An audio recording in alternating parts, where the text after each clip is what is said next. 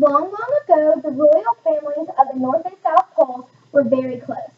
Each family had a son, and their names were Philip and David.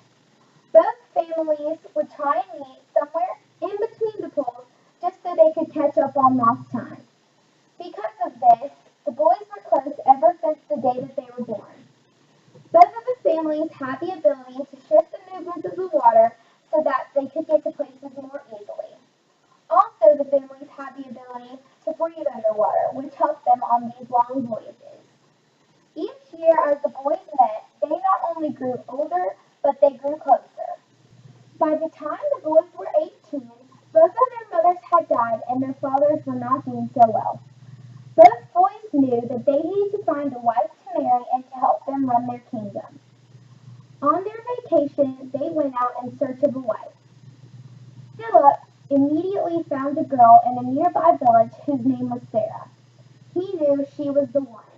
They spent all day walking around the village, they went up the mountain, and they went to a nearby lake. David, on the other hand, could not seem to find anybody who he thought was the one.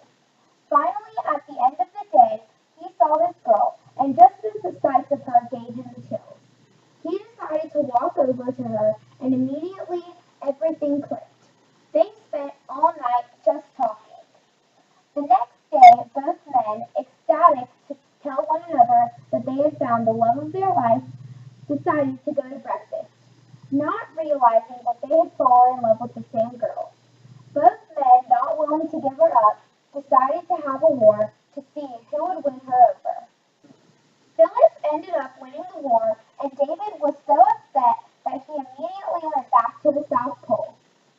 Philip wanted to get back to the North Pole as soon as possible so he could marry Sarah.